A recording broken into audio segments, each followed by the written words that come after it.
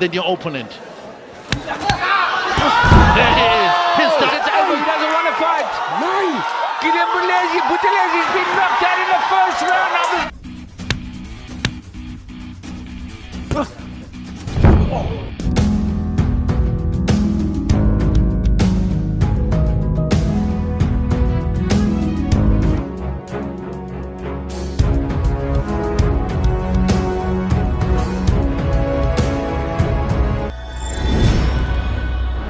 Kumusta at welcome back sa ating channel. Pinoy ginulat ang mga Aprikano. Instant World Champion ang Pinoy. Aprikano knockout agad sa round 1. Di matanggap ang pagkatalo ng kanilang idolo at pinagmamalaking boksingero. Ang isang ito ay nagalit at nagsisisigaw. Nagulat sila sa pagkatalo. Asawa ng African boxer, naiyak na lang ang mga ito.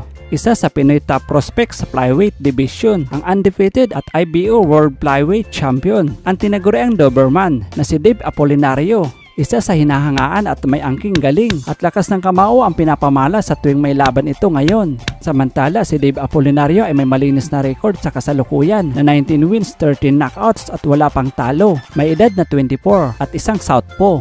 Samantala, matapos ang sunod-sunod na panalo ni Dave Apolinario, ay hinarap naman ito si Mike Kinaadman na kung saan bumagsak lang naman ito ng 4 na beses sa kamay ng ating kababayan. At sa pagpasok ng round 2 ay aksidenteng tumama sa batok ang right hook ni Dave dahil sa pagpihit ng katawan nito na kung saan napalood si Mike Kinaadman at hindi napansin ng referee at agad naman itong nabilangan.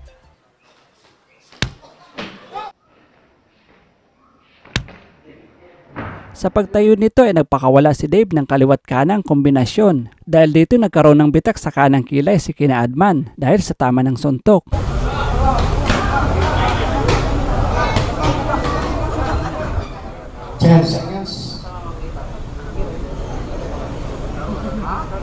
Sa round 3 ay pumasok ang right jab ni Dave na tumama sa tagiliran ni Kinaadman.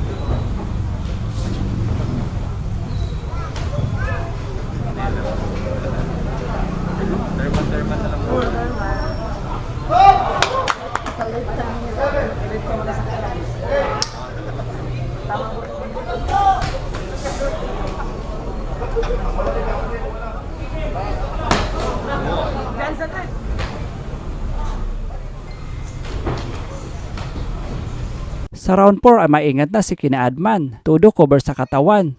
Ngunit mabilis na uppercut ni Dave ang nagpabagsak sa kanya.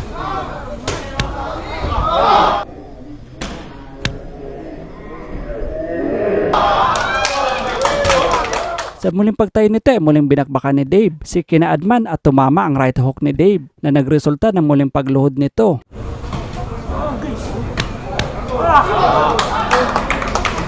Kaagad naman nakatayo si Kinaadman at nagawa pa nitong matapos ang round 4.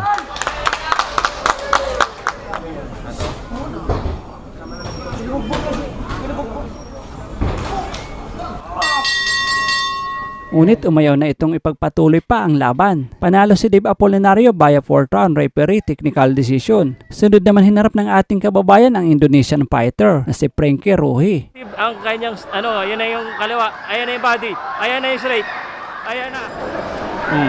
The left, the body shot. Oh my gosh.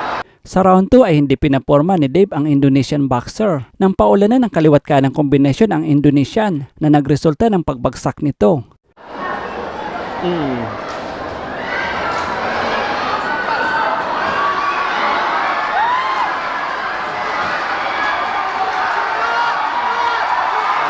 Sa muling pagtayo ng Indonesian boxer ay muling binakbakan at pinaliguan ng suntok ni Dave ang Indonesian hanggat sa muling pagbagsak nito. No match ang Indonesian, no match. No match. And the dog's biting. Nakatayo pa naman ang Indonesian ngunit puro cover na lang ito para makasurvive at matapos ang round 2. Joshua Clottey of Indonesia. Bago magsimula ang round 3 ay hindi na tumayo sa pagkakaupo ang Indonesian at umayaw na nga ito sa laban. Parang ayaw na tumayo eh. Ayaw na. Alang niya. Panalo si Dave Apolinario via second round referee technical decision. Matapos ang pagkapanalo ay dumayo naman ang ating kababayan sa baluarte ng kalaban nitong Aprikano sa bansang South Africa, na kung saan harapin niya rito ang South African fighter na si Gideon Buthelezi. Nakatay sa laban ang bakanting IBO World Flyweight title. Samantala si Gideon Buthelezi ay may record na 23 wins, 5 losses at 5 knockouts. 4 na Pinoy na rin ang kanyang tinalo, sina Ronel Pereiras, Julius Alcos, Edrin Dapodong at Ryan Ray Ponteras. Samantala sa laban ng dalawa ay mataas ang tiwala ng mga Aprikano. Natatalunin ang Pinoy at makukuha ang world title dahil nagawa ng idispatcha ni Buthelezi ang 4 na Pinoy na kanyang nakalaban. Ngunit nagulat na lang ito sa lakas ng Pinoy at nagulantang ang lahat dahil first round lang ang kanilang kababayan ay tapos na ang laban.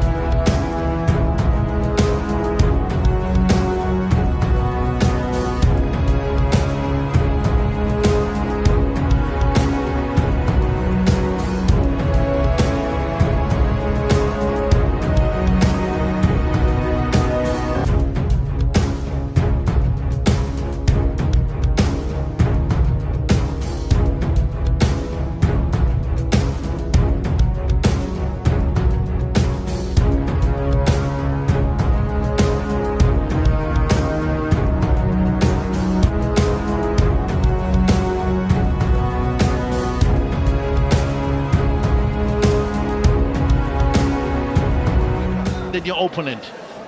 There he is. He's done And it. down goes Buthelezi and he's badly hurt in the first round. I don't even think he's going to make the count from Ronnie. It looks like it's over. He doesn't want to fight. Gideon Buthelezi's been knocked out in the first round of this IBO.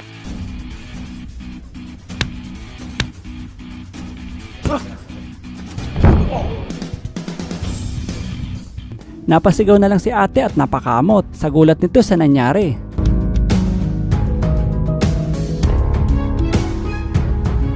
Si tatay naman ay napahimas-himas na lang sa balbas nito. Si Buthelezi ay nagulat rin at di makapaniwala at naiyak na lang din ito.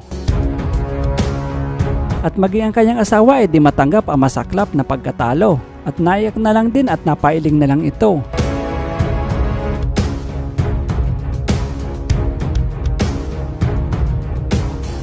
Panalong ating kababayan via first round knockout. At nito lang August 30, 2023 ay dumayo naman si Dave Apolinario sa bansang Japan, na kung saan harapin niya rito ang Mexican fighter na si Brian Musenos na may record na 23 wins, 5 losses at 6 knockouts. Samantala si Brian Musenos ay matibay din at hindi pa nakaranas na bumagsak sa laban. Sa round 2 ay nagawang palahurin ng Pinoy ang Meksikano, kaya ito nabilangan ng referee. Nice! Down. Down. I see. Down, down, down. Down, guys.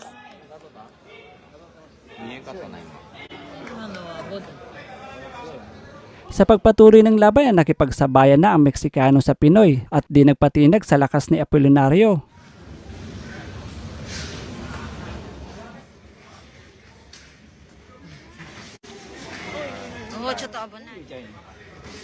Nice! Nice! Nice!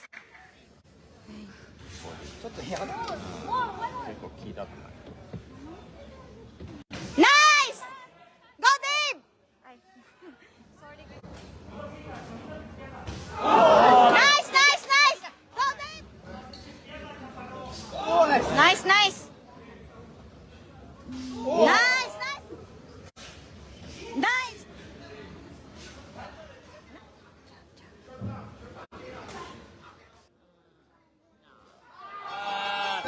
Panalo si Dave Apolinario via 8th round unanimous decision. Anong masasabi mo sa naging laban ng ating kababayan? Ibigay ang iyong opinion sa baba at huwag kalimutan i-like at mag-subscribe kung bago ka pa lang sa ating channel. Maraming salamat po!